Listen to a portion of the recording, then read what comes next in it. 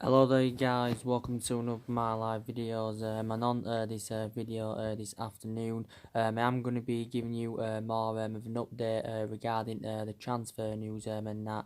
And as you are all aware of, we have got a lot of players on our agenda, who we could go in for next year, because we do know that a massive rebuild is needed at the football club. And I did recently say, from my own perception, I think we need at least 5 to 6 more signings. If we are to be back to being back, to being a competitive elite level football club, and if we are, of course, to be a future title contenders. And it's very imperative next year that we do address the deficiencies in the squad. We do need to get a couple of midfielders in. So I think we need an attacking midfielder. We also need a defensive midfielder, but we've definitely got to recruit a replacement for Ander Herrera. We also need a couple of attackers in that, because we need someone to come in who can assure us goals.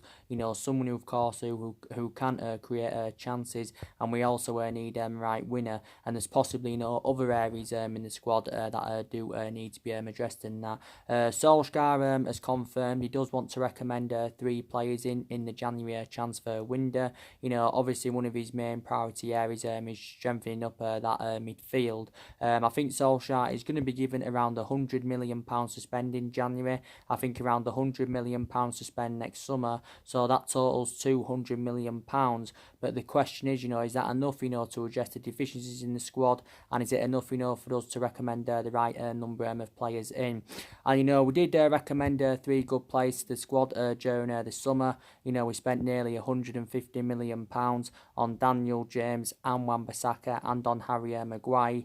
And, they've all enjoyed fantastic starts to their Manchester United careers. And you've got to say, they've been our best players, the 3 signings that were recommended in. And, they haven't been accountable for any of our bad performances and bad results this season. So maybe for £200 million, we can get at least maybe 4 or 5 more signings, dependent on, how sensible we are with our recruitment. But definitely, our recruitment has got to improve, because our recruitment hasn't only been poor recently, it's been very poor for several years. But Gary Neville recently said anywhere that we need to make at least 2 signings in January, But Solskjaer will still definitely be here in January. I can also assure that he still will be here at the end of the season, because obviously reflecting on the wins against Man City and Tottenham, you've got to say they've saved Ole Gunnar Solskjaer's managerial tenure at the football club. And I think analysing it, the game against Man City is Ole Gunnar Solskjaer's best so far in his managerial career with Man United. And like I said, we have done really well against elite opposition this season. But we have got to improve against lower opposition, because we have struggled against a lot of low opposition this season. And that's something we definitely need to improve on. And I think Solskjaer is aware of that. And like he updated you on my video I did earlier on this morning. It was early this morning I did it. Man United have told Ole Gunnar Solskjaer that his job is safe, because he's held face-to-face talks with Joe Glazer, and Joe Glazer has assured that Solskjaer's job is safe. But there is still some Man United fans that are willing to back him. You've still got some Man United fans that are demanding him out in the football club. I'm one of them, obviously. Like I said, a good result or a good couple of results, doesn't change my perception regarding Solskjaer. I still don't feel as though he's a long-term solution for Man United. But, obviously, you've got some form Man United players backing him. You've also got Ed Woodward that's backing him, because he recently come out and said he's determined to back Solskjaer. But if if we hadn't won, against Tottenham, if we hadn't won against Man City, now I do presume right now, Solskjaer would have been sacked. But I'm very sceptical, that Man United will sack him for this season. In this season, I'm still very sceptical, that he will see out his 3-year contract at the football club. But he's not being accountable anywhere for our bad performances and our bad results this season. Well, some of the blame stems from him, so he's being accountable for some of it, but not all of it. You know, I think others also have to take responsibility as well. You know, a lot of the blame stems from the board, you know, because they've been a liability for several years. I think also a lot of blame stems from Ed Woodward. You know, he replicates the board. You know, these still players at Manchester United that are no longer good enough to represent the football club. You know, so I think we still need to see a variety of changes at the football club, definitely. But we have, you know, got a lot of players on our agenda in that. So I do want to give you the latest news regarding Erling Halland. Now, there's been a lot of speculation going on regarding Erling Halland now for at least a couple of months that I've been reading up. Don't forget, at one point he was scouted by around 11 clubs, so that just indicates out that, you know, there's loads of clubs attracting their interest in the player. Because obviously, you know, he has been a revelation this season for Red Bull Salzburg. And I think Man United and Ole Gunnar Solskjaer have identified him as one of our priority targets for January. And possibly, you know, could be our first signing in January, you know, could Erling Halland. Because he's actually now our preference now over Mario Mandzukic. You know, it was looking very, very likely that Mario Mandzukic was going to be coming in. But obviously it confirmed the other week now that we've ended our interest in the player. Mario Mandzukic is a very, very good player, and I admire, you know, that he's had a fantastic career. But the element of concern I've got about him is regarding his age, because Mario Mandzukic is now, 33? Is it 33 years of age? So you can say, you know, he's coming to an end of his footballing career.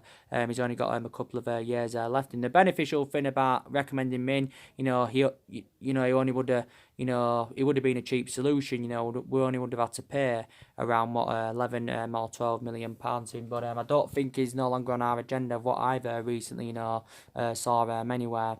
But now, as you all know, there's been reports emerging out regarding Erling Halland, saying he could be a cheap solution in January, because it got recently revealed that Erling Halland has got around the 17 million release clause in his Red Bull Salzburg contract and that.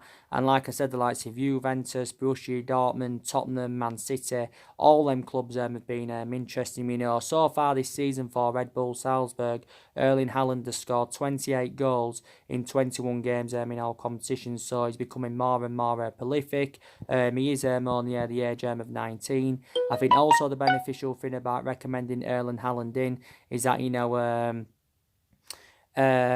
he's played under Ole Gunnar Solskjaer's guidance during his period of mould, and I think, you know, Solskjaer is keen on reuniting with a player. But I've been reading reports today about him as well, and it says now we could struggle to recommend him in January, you know, due to Mini Raiola, who of course was Paul Pogba's agent. I think Mini Raiola doesn't want, you know, Erling Halland to come to Man United. But I think definitely, you know, he would be the right calibre player for the football club, and I think if he came to Man United, I think, you know, he would be able to replicate, you know, at Man United what he has done so far this season with Red Bull Salzburg. He's also done really, really well in the Champions League. But yeah, I'd love him at Man United, Erling Halland. Obviously, you know, there's been a lot of speculation recently as well regarding Saul Niguez. Now, obviously, you know, we've been in for Saul Niguez quite a few times in the past. Obviously, we do know he's going to cost the club a substantial amount of money if we are to go in for him. I was reading recent reports. He did say that Solskjaer is going to be given the funds, you know, to obviously, you know, recommend Erling Halland and Saul Niguez in, because I do believe, you know, they are our two main priority targets now. Saul Niguez, of course, has spent the majority of his career with Atletico Madrid. You know, he has been there now for several years. I think, you know, made his senior debut for Atletico Madrid back in 2011. Obviously, don't forget, reflecting back a couple of years ago, Saul Niguez did sign a 9-year contract. I think it's the longest contract, you know, that a player has ever signed, I think. He's obviously, you know, still got around, 6.5 years is it left on his contract. So he's under contract with Atletico Madrid until 2026. He does have an initial release clause in his contract. I think his release clause is around 130 odd million pounds. So, you know, I think, you know, Atletico Madrid, if they are to soften their stance on the player, you know, we're going to have to pay around 128 million pounds or something like that anywhere. But he is only the age of 25, so he is actually now nearly in his prime. He's gone on to appear in more than 250 competitive matches for Atletico Madrid. But yeah, for Europe, we definitely need a defensive midfielder. And like I said, he can operate as a defensive midfielder. He can also play centrally. But do you think he would be the right calibre player for Man United? Obviously, we have got James Maddison on our agenda as well. We've actually, been long admirers of James Maddison, and I think, James Maddison this season for Leicester is replicating, what he did in his debut season with Leicester, and that he is a very, very good player. I can definitely assure he would be the right calibre player for Man United. Don't forget, Leicester do know deep down how much of an imperative player he is. So if we have got any chances of getting James Maddison in January or next summer, we are going to have to pay him a substantial amount for the player. I do believe an estimated guess that we'd probably have to pay, the same or a similar fee, to what we paid for Harry Maguire. Because I do agree we overpaid for Harry Maguire. We paid £70 million for him. There was 10 million in add-ons, which did potentially rise it to 80 million. Harry Maguire is the most expensive defender in the world, and he's the second most expensive signing at the football club. And he is, regarded as one of the best defenders in the world. He's totally comparison to like Virgil van Dijk and Laporte, but I think he's definitely the third or fourth best defender in the world. But you've got to say, since he's come in, he has addressed our defensive deficiencies. But yeah, I'd love James Maddison in Man United, definitely. And Leicester have lost quite a few of their imperative players in recent years. And, since Brendan Rodgers has taken over at Leicester, he's been a revelation. This is actually his first full season with Leicester. Leicester, did recommend Brendan Rodgers in February. Since he's been recommended in, I think he's won like... is it 18 games? Is it in 18 games out of 27 in the Premier League? He's also guided Leicester City to second in the Premier League and that. And analysed it, the vast majority of that team isn't Brendan Rodgers'. Don't forget, Brendan Rodgers has just recently signed a new long-term contract with Leicester until the summer of 2025. He's also obviously got a pay rise. But it is obviously a 5.5 year deal he has signed. But Brendan Rodgers is a very, very good manager. And I did say before he signed that new long-term contract, I would definitely take him at Man United. I also know that Arsenal have been in for him, but James Maddison's an absolutely fantastic player. He's predominantly an attacking midfielder, is James Maddison, but he can also be played out on the left. And Brendan Rodgers has played him on the left quite a few times. He's just turned 23 years of age not too long ago, as James Maddison, by the way. But very, very good player. And it was a good start last season that he produced, because last season he created more chances than any other player in the Premier League did. James Maddison was involved in 14 goals last season. I think he's still got around 4 years left on his contract. Leicester did pay around £20 million for him from Norwich last summer. He did serve a good couple of years in the Championship. So over the years, he's emulated himself up. When he was a lot younger, obviously, he was at Coventry. He was a product of their academy, so he obviously began his career with Coventry, and I think at that time then, there was a lot of teams that were interested in James Maddison. But reportedly, we've been interested in James Maddison since June. So I think at an estimating guess, he's going to probably cost us in the region of around 60 or 70 million pounds. I think we're probably seeing him and the likes of Saul Niguez as a replacement for Paul Pogba, because we're still very, very convinced that Paul Pogba does want out of the football club. But we still know when Paul Pogba's in that midfield, the difference he does make. There's still a lot of reports emerging out about Jadon Sancho, and the latest team to be linked with Jadon Sancho is Chelsea. According to recent reports, Chelsea have had their transfer ban lifted. Don't forget, they did get a transfer ban for tapping around their young players, but like it's confirmed, it has been lifted. Don't forget, Chelsea have had problems. Obviously they lost Eden Hazard and that, during the summer.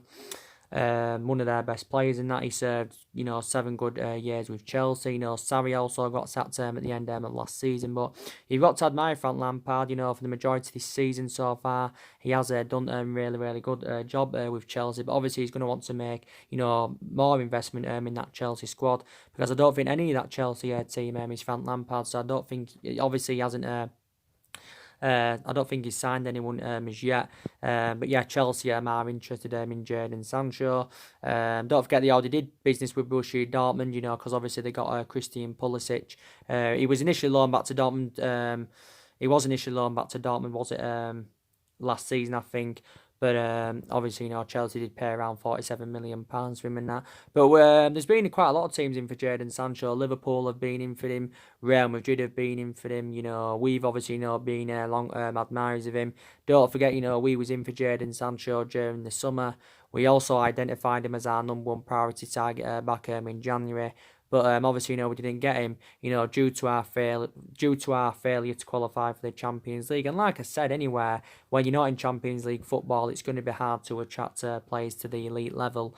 This is what I took into account, and this is why I did say it's very imperative that we get Champions League football secured for next season. And that But Jadon Sancho is a very, very good player, and again, I think he would be the right calibre player for Man United, and that is he's primarily a right winner, but he can also play essentially, and I would be excited about the prospect of Jadon Sancho playing alongside the likes of Daniel James, Marcus Rashford, Anthony Martial. I think he complement them very, very well in our attacking line. He has been dropped in games for Dortmund this season as Jadon Sancho. I think he's not satisfied with Dortmund at the moment, but he's enjoyed a good couple of years with them, and this is why his valuation has persistently grown, because we are all aware now that Sancho is going to cost us in excess of around £100 million.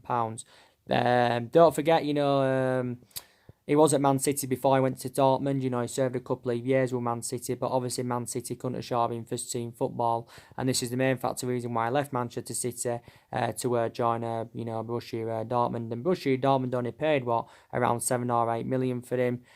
He's still got a contract with Dortmund until 2022. He's only the age of 19, so yeah, I'd love him in. But I think he's also one of our main priority targets. But so there's a lot of players on our agenda. Taking into account recently, Ed Woodward assured Galactico signings at Man United, but I still obviously want him out of the football club, like I put into the equation. Because it's quite obvious, he's not reliable to oversee our transfer business. But Solskjaer does, by the way, wants to continue the policy of recruiting young British players, like he did do for the summer. But we know we didn't do enough recruitment in the summer, so we need to address the deficiencies in the squad next year, definitely. But we're definitely going to be orchestrating on spending another substantial amount on recruiting new players into the football club, definitely. But like I took into account recently, Solskjaer is inheriting a good squad. We've got a lot of good players in our team, and that, we've got a lot of young players. There's also a lot of experienced players, but a hell of a lot of money has been invested into the football club over the years. In all the managerial eras since the Ferguson era, I think around £600-700 million has been spent recruiting new players in. Obviously, the vast majority of these players now are Jose Mourinho's, because take into account, Jose Mourinho recommended 11 players into the football club. 2 of Mourinho's players have now left, because obviously, Lukaku left in the summer, he went to Inter Milan, and I was actually, happy, with the money, we generated from Lukaku's departure. I didn't expect us, to get 70 odd million pounds for him. So we basically more or less recouped the money that we paid for him from Everton a couple of years ago. Because we did initially pay 75 million pounds for him. There was 15 million in add-ons, which did potentially rise to 90 million pounds. And Lukaku enjoyed 2 seasons at Manchester United. I thought he had an exceptional first season, but didn't really replicate that in his second season. Lukaku, in his 2 seasons at the club, scored 42 goals in 96 games in all competitions, but initially lost his place in the team in his second season. This is why obviously Lukaku had to leave the football club, but some Man United fans will say it's a mistake letting him go, but we had element of concerns about him as well. Prime example is for such, wasn't reliable enough to get enough them runs in behind. Could do well when he got provided support up front. I thought he did well. But yeah, I'm happy what we generated for him.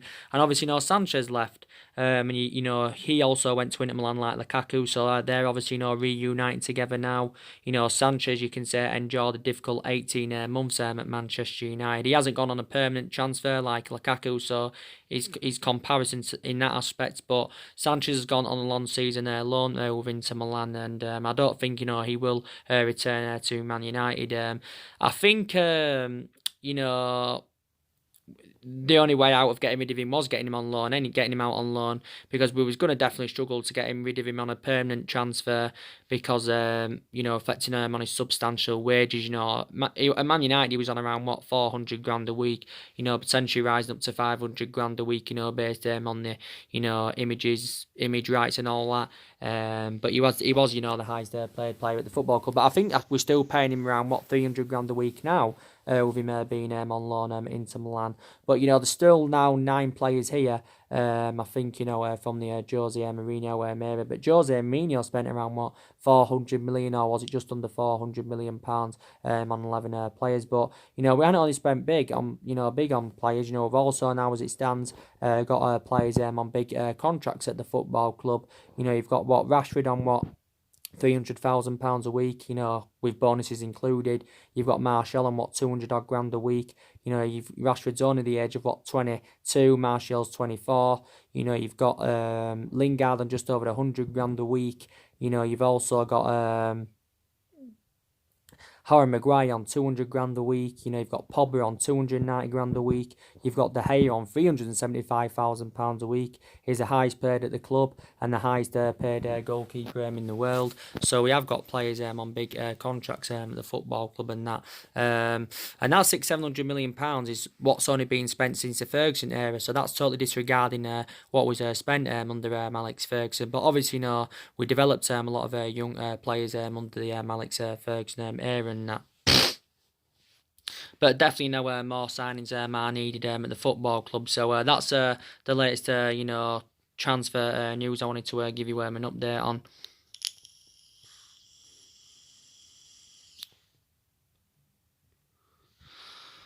But as it stands now at the moment, we are sitting fifth in the league.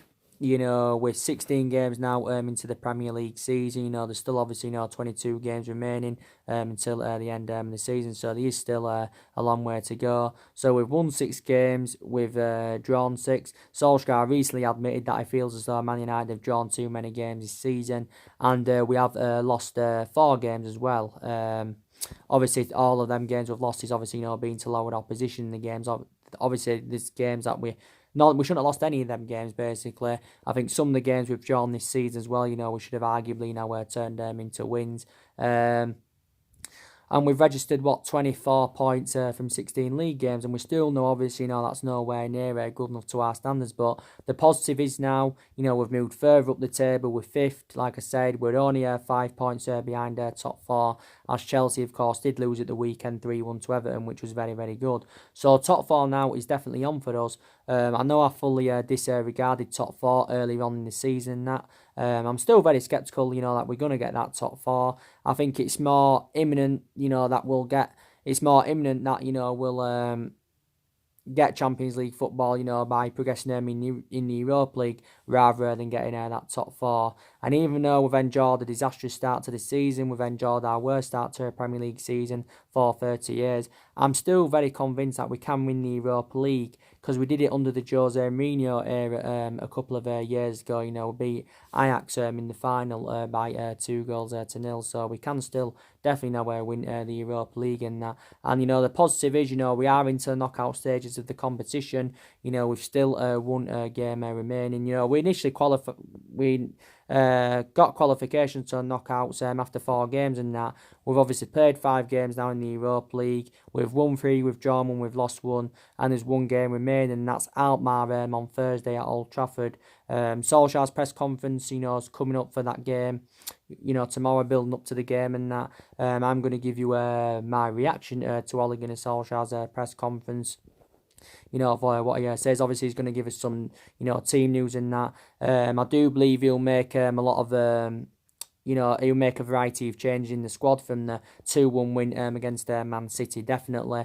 You know, I think he'll go with a lot of the youngsters because he sees like the Europa League and the Carabao Cup as more of a chance, you know, to give the youngsters more experience because he has got a lot of faith in his young upcoming players as Solskjaer, you know, and that's one of the aspects of me, you know, that I do credit him. He's got a lot of faith in his young upcoming players.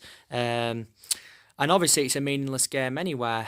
So I think he could actually, you know, go with a, you know, similar team, you know, to what he did do. What he went against. So I think he could go with a similar team, you know, to what he went with against FC Astana, because like I said in that game, you know, he handed in total 7 debuts out. You know, he recommended 14 teenagers to Kazakhstan. And he was pressed with a lot of the young players against Astana, even though we did lose the game by 2 goals to 1. There was only 4 senior players that made the journey to Kazakhstan, and that was Luke Shaw, Tuan Zebe, Jesse Lingard. He captained that particular game, and who was the other senior player? And Lee Grant. He'd also been given his full debut. You know, he's obviously now our third choice goalkeeper and that, so I could go with a similar team, you know. But, you know, the Europa League's a priority. You know, the Premier League's also a priority for us. But, you know, Solskjaer said before that our league form has got to improve. But now we are starting to win games. You know, we've won 2 on the trot, you know. And hopefully, you know, we can keep this good run of form up now. If we can keep this good run of form up until March or until the end of the season, then my perceptions, you know, may start to change regarding Solskjaer. But I'm very, very sceptical anyway that Ed Woodward will sack Solskjaer. You know, he's not going to do it, obviously, you know, with him being a club legend and that. You know, maybe disregarding him being a club legend, you know, maybe he would have been sacked by now, maybe. You know, because he has been a couple of managers on our agenda who could replace him at the football club. But if either way, you know, whether his managerial tenure works out or not, you know, you've got to admire him what he's done for the football club, you know, because he was a great long-serving player for Man United for 11 years. He flourished under Alex Ferguson's guidance and that, which was obviously, you know, very, very good.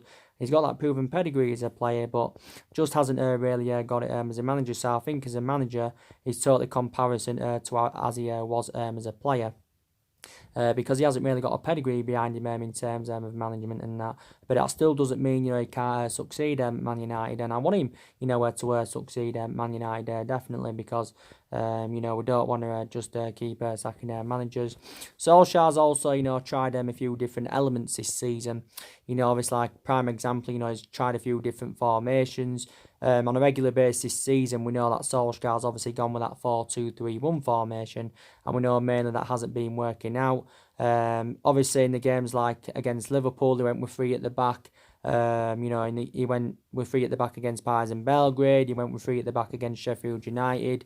On the odd occasion, I think he's gone with a 4-3-3, but he's mainly gone with that 4-2-3-1 formation. But you can say for the vast majority of this season, Solskjaer has been tactically naive. But I think there's also some games you can pinpoint out where we have showed some tactical flexibility, you know, which is very, very good in that. And I've criticised Solskjaer, you know, for these, you know, for him being tactically naive for the vast majority of the season. So that's an element of concern I did have about him. But recently, you know, he has tactically, you know, got it spot on. He got it tactically spot on against City. He tactically got it spot on against Tottenham, you know, which is very, very good.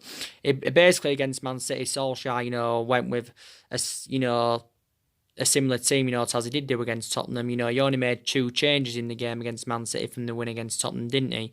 You know, he only made 2 changes in that, but I've been very, very impressed recently. You know, Solskjaer's overcome Pep Guardiola. He's overcome Jose Mourinho. Obviously, in the space of not even a week, he's done that. So I credit him for that. And, you know, like I put into the equation, Solskjaer's totally comparison, you know, to Pep Guardiola and Jose Mourinho, because you've got to say Pep Guardiola, you know, and Jose Mourinho are definitely regarded as, you know, 2 of the best managers in the world and that, you know, because they've got fantastic pedigrees behind them. You know, like I said, with Jose Mourinho, he's won, 25 major honours in his career, in his managerial career so far. Obviously, you know, he's also secured a fantastic start to his managerial career with Tottenham. He's won 3 games out of 4, and very, very good managing. He's managed a variety of clubs, and I did give you the reasons why Jose Mourinho's managerial tenure didn't work out at Man United, because Mourinho endured a 2.5-year tenure at the football club. Mourinho obviously, had bad disputes with the board. He had bad disputes with the top players. The board went back in the signings that he wanted to recommend in to the football club last summer. So these are the reasons he didn't work out under him and that. It was a shame Pogba couldn't get that reunion with Jose Mourinho against Tottenham, because obviously, Paul Pogba was not fit enough, so he couldn't get that reunion with him. And of course, Pogba missed the Manchester derby. Like I said, Pep Guardiola, very, very good manager. He's done a really, really good job with Man City and that. I think he's emulating the football at Man City, what he had, produced at Barcelona and Bayern Munich and that. He's won so much silverware in his managerial career as Guardiola. He's replicating, what he did as a player, because he also won a lot of silverware as a player. But it was so good to beat Man City, because we didn't expect to get anything from Tottenham or Man City. I expected us to probably lose both games, to be quite honest with you. And I know City have not performed to the standards as we expected from them this season. They're obviously, still up there, the third, they're 14 points behind Liverpool, they're around 6 points behind Leicester and that. So I'm very sceptical that Man City are going to win the league this season. City have obviously won 2 back-to-back titles. They won the domestic treble last season. They matched, my club's greatest achievement in 1999. Obviously,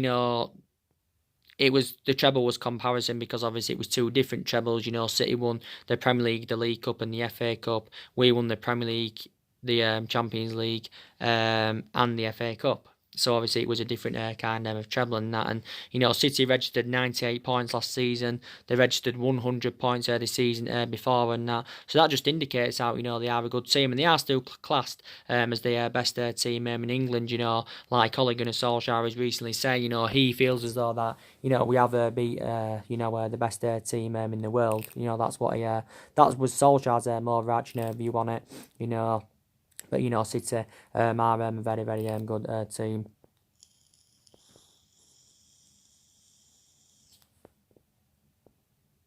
But what we did against Man City and Tottenham now, in terms of performance and that, we've got to replicate that in every single game. And, we'll start winning more and more games and that. And that's something, we do have to do.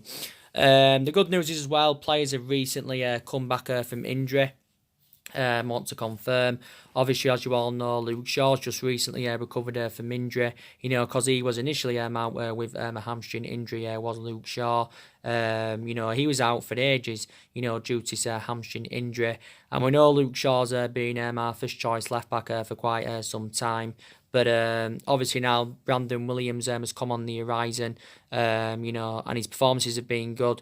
He's earning more first team promotions now. I think Solskjaer views Brandon Williams as his first choice left back. But I think Brandon Williams anyway is a much better solution than Luke Shaw and Ashley Young. But we have got a variety of fullbacks in the team anyway that can be competitive in that. But Brandon Williams, credit him, because I think he's been an absolute revelation for Man United. Tuanzebe has just recently recovered from a hip injury. He's predominantly a centre-back, but he can also play as a full-back, so his versatility is good. I think in the games he's played in this season, he's done very, very well for us, Tuanzebe. Obviously, Martial's just recently recovered from injury. I thought he was absolutely fantastic in the game against Man City. Also got his name on the score sheet. He was initially out over muscular problem was Martial, so he missed the game against Tottenham.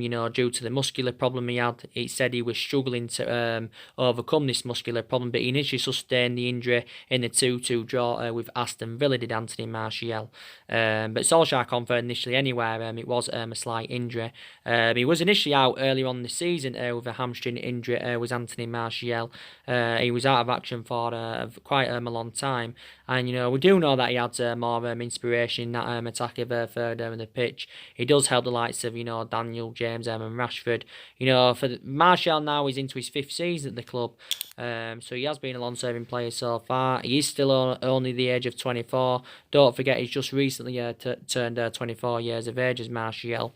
For the vast majority of his Man United career, he has played out wide because that's actually his predominant position. But he confirmed this season, he'd been given that number 9 shirt. So he does play centrally now, but he seems to be more effective in that central position anywhere. Martial now is on 54 goals for the football club in 187 appearances in all competitions. This is since his arrival from Monaco back in 2015. We've got a few others that can operate in the number 9. Rashford can play in the number 9, don't forget. Mason Green can play in the number 9. Greenwood obviously played in the number 9 against Tottenham. He actually fulfilled Anthony Martial's role. For the vast majority of this season, when, Rashford's obviously operated out on that flank, but yeah, he's obviously going to play out on that flank when Martial's fully fit because, Martial now has obviously, as you all know, got that number 9 shirt. But I've been very, very impressed with him. And, I thought Martial did well in his debut season when he first got recommended into the football club. This was under Louis van Gaal era and that. Don't forget Martial did score on his debut for the football club in the 3-1 win against Liverpool that time. But very, very good. Don't forget McTominay's just recovered from injury. He just recovered from an ankle injury. I thought he did really, really well in the games against Tottenham and Man City, did McTominay. Very, very impressed with him. He controlled that midfield. And you've got to say, McTominay does make a big difference in that midfield. I know I still don't know if he's a long-term solution for Man United, but he's deserved to be a consistent starter this season, reflecting on his impressive performances. He was out with an ankle injury prior to the Tottenham game. He'd missed the last 3 before Tottenham, and obviously, due to his absentee then, we had to mainly, play Andres Pereira. So he was initially fulfilling his role in that midfield alongside Fred. But obviously we had element of concerns about that because obviously, you've got a lot of Manchester United fans demanding Andres Pereira out of the football club because in the vast majority of the games he's played in this season, he has been extremely disappointing for us. As Andres Pereira, sorry. So I think, there's Man United fans demanding him out of the football club. Being very, very disappointed, with him. But I've got to credit McTominay, definitely. I've got to say, Fred's, recently rejuvenated himself, don't forget. Fred's been very, very good recently. I've got to say he's fulfilled Paul Popper's position well, as Fred. Been very, very impressed with him. I know Fred and McTominay are totally comparisons, so what I mean is they're 2 different players, but I think, I've more or less got the same perception on Fred of what I've got with McTominay. I don't know if Fred is the long-term solution for us and that. There is question marks around him. Can he keep the consistency up? And I will agree, that we definitely overpaid for Fred. We paid, just under £50 million to him last summer from Shakhtar Donetsk, or was it around £50 million in total? To be fair, he never really got the opportunity under Jose Mourinho, but I think, we need to definitely give him more time at the football club, Fred. But, if they can keep this good with a form at Fred and McTominay, hopefully as they develop more, they can emulate into 2 Galactico midfielders. Very, very hopeful about that. So credit them for that. We have still got players injured, by the way. Bay's still out with a knee injury. He hasn't played since pre-season. We've also got, Fossil Mensah still out with a knee injury. We've got Diego Dalot out with a leg injury. I think it's a leg injury. He's sustained quite a few injuries this season, so he's actually become injury prone this season, Dalot. We got him from Porto in the summer of 2018 under the Jose Mourinho era. Matic has been out of a minor problem. You've got obviously, Marcus Rojo still out with a muscle injury. Pogba's obviously, been out over an ankle injury. It's confirmed that they're all back in training, which is very, very good news. I just want to, by the way, give you the latest news regarding Paul Pogba. Reports are now emerging. This is coming from ESPN, and they have said now that Paul Pogba has returned from injury. According to what they've said, anyway, he's returned from injury. you know, he has obviously, you know, been out with an ankle injury. You know, Paul Pogba's been out for over 2 months with this. You know, he's been out since September. So the last league game he did play was the 1-1 draw with Arsenal. Antonio Valencia has had his overarching view regarding the speculation of Paul Pogba leaving Manchester United to join Real Madrid, and he says that Paul Pogba hasn't mentioned anything, you know, about a transfer to Real Madrid. So obviously, you know, that's coming from Valencia. You know, Valencia obviously, you know, left the football club at the end of last season. Obviously, you know, Valencia was a long-serving player for Man United. He served 10 years at the football club and that.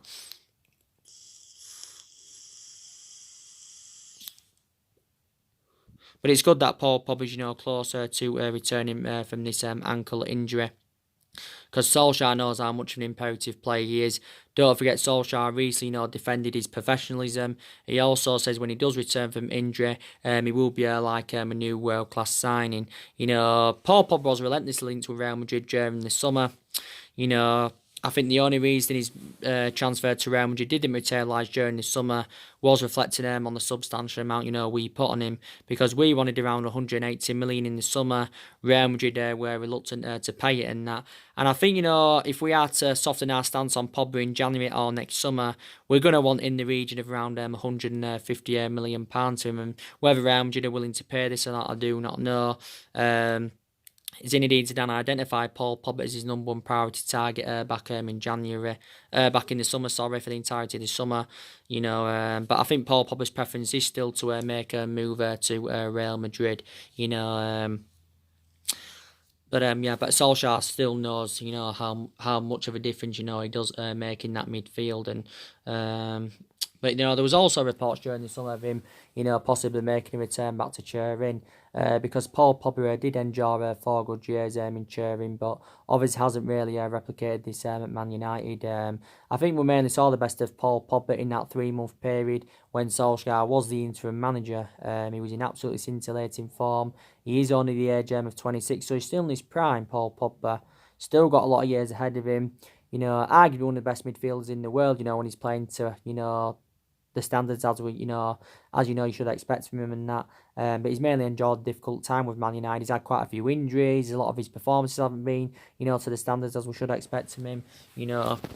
But some people say, look, you know, we've looked better in that midfield without Pogba. Real Madrid, of course, have charter offers a couple of their players, obviously, you know, to, you know, test our stance regarding Paul Pogba and that. You know, there was recent reports saying that they've offered, obviously, you know, they're willing to offer us Gareth Bale and James Rodriguez as part of a deal, you know, to get Paul Pogba to the Bernabeu and that.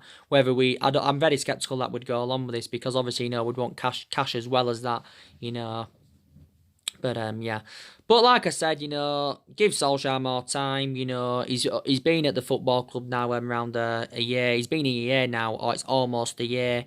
You know, he's been permanent manager for 9 months. You can say for the vast majority of that 9 months, he's enjoyed a really difficult time. You know, he hasn't exceeded expectations. You know, when he first came in as interim manager, you know, he did really, really well. You know, he had a good 3-month period as interim manager and that. I was very, very pleased. But we'll still give him more time at the football club, definitely. I'm still very adamant, like I said, that more players need to leave Man United without a shadow of a doubt. You